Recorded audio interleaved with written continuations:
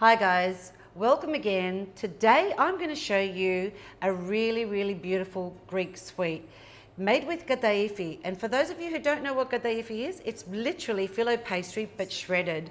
You're going to love this one. To start off with, we're going to start with our Kataifi. We need to crisp this up. So what we want to do is put it into a baking dish, pour a little bit of melted butter over it. To ensure that you've got enough butter in your Kataifi, you might want to give it a bit of a toss with your fingers. So straight in the oven on 180 for about 20 minutes, and keep an eye on it because you don't want to burn it, you just want to get it nice and brown. Whilst the Kataifi is in the oven, we're going to start with our egg custard. We've got 2 cups of milk, we've got some orange zest, we've got a half a cup of sugar, and we're going to let that simmer for a little while. Now it's time to put your sugar syrup on. While you've got your Kataifi in the oven and you're making your egg custard, it's really important you get your sugar syrup on because you need that to be lukewarm while the Kataifi is cold. I've got a cup of sugar, a cup of water, a little bit of orange blossom and a cinnamon stick. Whilst our milk is simmering away, we're going to get the egg custard started. So to that, we're going to add 5 eggs, 1 cup of corn flour and half a cup of sugar. We're going to give that a really good mix. So our milk is just right. It hasn't boiled, but it's lukewarm.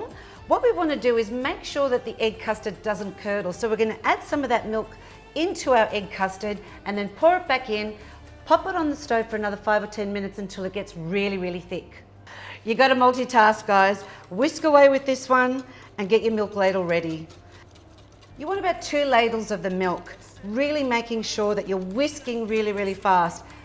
So guys, we're back over to the oven. We've got half our milk mixture ready and warmed up, and we're going to add our egg custard.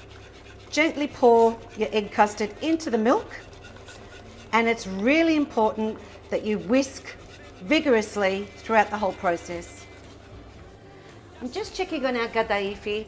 Want to make sure that it doesn't burn, but we really want to make sure that it's crispy. So I'm taking it out of the oven just to give it a test. The egg custard is now starting to bind and it's getting really nice and thick, and it's going to make it really easy to pour over our Kataifi. We're almost there.